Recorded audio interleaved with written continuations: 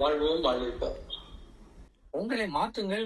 காஞ்சி பெரியவர் இருந்தவரை நல்ல உபதேசம் கொடுத்துருந்தார் மகா பெரியவர். எனக்கு அவர் பிடிக்கும். ஏன்னா என்ன அறியாமலே நான் அவருக்கு சந்திச்சேன் சொல்லிருப்பேன்னு நினைக்கிறேன். எங்க ஊருக்கு வந்திருக்கும் போது ஒரு அக்ரஹாரத்தில் இருக்கிறார். எங்க அப்பாட்ட ஒரு சொல்லியிருக்கிறார், எப்படி காஞ்சி பெரியவர் வந்திருக்கிறாரு. எங்க அப்பாவுக்கு என்ன டவுட்னா நான் சாமியாரா போயிருவோம்னு சொல்லி ஒரு பயம். அதனால அவர்கிட்ட கூட்டிட்டு போய் ராசி வாங்கி சாமியார் ஆகக்கூடாது, கல்யாணம் கட்டி பிள்ளை இல்லாமத்து வாழணும்னு அவர் படிச்சு வேலைக்கு போகணும்னு ஆசைப்பட்டார். என்ன அழைச்சிட்டு போற நிகர் போட்டு போற நல்ல ஞாபகம் இருக்குது. காக்கி நிகர், ஒரு வெள்ளை சட்டை, அரை டவுசர், கையை பிடிச்சி கூட்டு போறாரு. அது போனா அங்க நிறைய மாமிமார்கள் எல்லாம் உட்கார்ந்து இருக்காங்க. அழைச்சிட்டு போயாச்சு. அங்க பெரியவா உள்ள உட்கார துணி கட்டி உட்கார வச்சிருக்கோம். அந்த வீட்டு ஓனர்கிட்ட எங்க அப்பாட்ட சொன்னது. எங்க அப்பா பார்த்தா வாங்க உள்ள வாங்க நான் சொல்றேன்னு சொல்லிட்டு என்ன எங்க அப்பாவும் அது துணி மூடி இருக்குது. சாமி உள்ள இருக்கிறாரு. எங்க அப்பா நிக்கிற பக்கத்துல நிக்கிறார். உடனே அவர் சொல்றாரு பெரியவாட்ட, நான் சொன்னேன்ல அவர் ஒரு பையனை அழைச்சிட்டு வந்திருக்கிறார். உடனே அவர் என்ன பண்ணா துணியை நகர்த்துனார். துணியை நகர்த்தினார். அப்படி பார்த்தார். என்ன பார்த்தார், காஞ்சி பெரியவர் என்ன பாக்குறாரு. எனக்கு அவரை பத்தி அவெல்லாம் ஒன்றும் ஒரு நாலேஜ் எல்லாம் பெருசா கிடையாது. சாதாரண ஒரு சாமியார் நான் பார்த்துக்கிட்டேன்.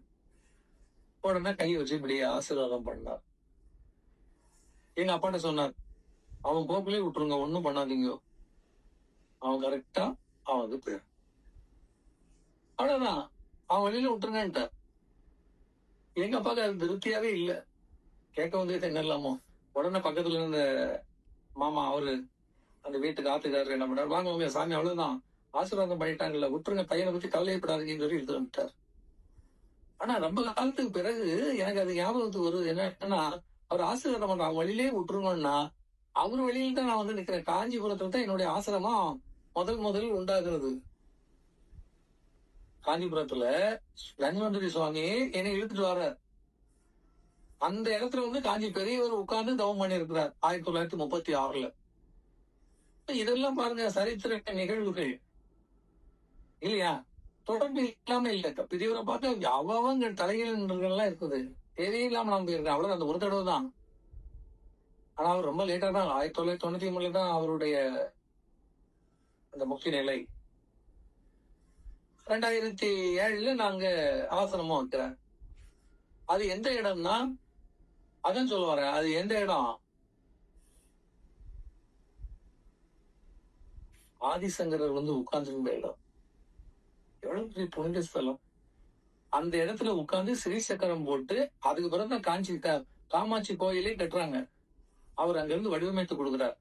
காஞ்சி காமாட்சி அம்மனுடைய சன்னிதானத்திலிருந்து நேர் கயிறு கட்டினா இந்த இடத்துக்கு கரெக்டா காட்டும். நான் நின்று நிறைய பேர் காட்டினேன்.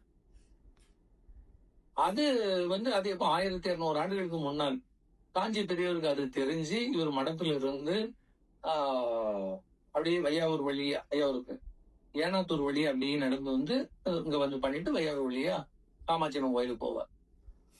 அப்படி ஒரு 6 மாசம் தொடர்ந்து நடைப்பயணம் பண்ணி அந்த இடத்துல உட்கார்ந்து தவம் பண்ண இடம். அதுக்கு பிறகு அவர் என்ன பண்ணாருன்னா, இந்த இடத்தை தெரியணுங்கிறதுக்காக அந்த அறிவியல் கல்லூரி ஒண்ணு, காஞ்சி அறிவியல் கல்லூரி ஆரம்பிச்சார். அது ஏனாத்தூர்ல இருக்கு. அங்க வந்து ஆதிசங்கரருடைய சிலையை வைத்தார். 22 அடி உயரமான. அந்த சிலையினுடைய பார்வை எங்க வச்சிருப்பாங்கன்னா நேர இந்த முகூர்த்தத்துல வச்சிருப்பார். நம்ம ஆசிரமத்துல வடிவமைத்த அந்த இடத்தை பார்த்து அந்த சிலை நிற்கும். வைக்கிறதா இருந்தா மடத்தை பார்த்து வச்சிருக்கணும், இல்ல காமாட்சி அம்மனை பார்த்து வச்சிருக்கணும். அது முகம் எங்க இருக்குது, நேர இந்த இடத்துல இருக்கு. நான் வந்து அந்த இடத்துல போய் நின்னா நேர ஆதிசங்கர பார்த்த மாதிரி இருக்கும், இந்த பக்கம் பார்த்தா காமாட்சி அம்மன் பார்த்த மாதிரி இருக்கும். அப்படி அந்த நிலை அமைப்பு. அங்க கீழே யார் இருக்கிறாங்கன்னா, யார் இருக்கா, தன்வந்திரி இருக்கிற, நல்லா ஹைட்டு, சடையெல்லாம் போட்டு உயிரோடு. அப்ப எனக்கு அவர் சொல்லும் போது இன்னும் 38 வருஷம் இருக்குன்னா, நான் அந்த இடத்துக்கு மேல லிங்கத்தை வைக்கலாம்னு சொல்லி எங்க மயிலாடியில இருந்து லிங்கம் எல்லாம் செய்துட்டு கொண்டு வந்து இங்க வந்து ரெஜிஸ்டர் பண்ணதுக்கு வரும்போது தப்புன்னு காட்சி கொடுத்து சொன்னார். நான் இன்னும் உயிரோட இருக்கேன்னு அதுக்கு முன்னாடி லிங்கத்தை வைக்கிறீங்களா? அப்படியே ஸ்டாப் பண்ணிட்டேன். பக்கத்துல தான் வச்சிருக்கேன். அன்னையில இருந்து 38 வருஷம் நோட் பண்ணீங்கன்னு சொல்லு. அது போக இந்த இதை உயர்த்தி வைக்கணும்னு சொல்லி 22 அடி உயரத்துல, ஏன்னா பெரியவர் அங்க இருந்து பாக்குறாரு, அவர் பார்வைக்கு நேரம் தெரியணும், இந்த லிங்கத்தை வைக்கணும்னு சொல்லிட்டு நந்தியை வைக்கும் போது கூட நந்தி என்ன பண்ணிருப்போம்னா அப்படி மேல் நோக்கி பாக்குற மாதிரி தான் வச்சிருப்போம். வேற எங்கேயுமே அப்படி இருக்காது. உலகத்துல எங்க போய் பார்த்தாலும் நந்தி சிலை இப்படி மேல் நோக்கி பார்த்து இருக்கும். கரெக்டா அது மேல் நோக்கி பார்த்து அளவு பார்த்து வச்சோம். இதெல்லாம் நடைமுறைகள். அப்போ இந்த காலத்தில் இது நடக்கும். எந்த காலத்தில்? ஞான யுகத்தில் தான் அறிவுபூர்வமான விஷயங்கள் நடக்கும். ஞாபகம் வச்சுங்க. அப்ப அந்த பழைய கர்மாவெல்லாம் போகக்கூடியது குருவிரண்டு ஒப்படைச்சிட்டு நீங்க பயத்தெல்லாம் விட்டுறணும். பழையதை பத்தி யோசிக்கவே கூடாது. இனிமேல் புதுசா எதுவும் செய்யக்கூடாது.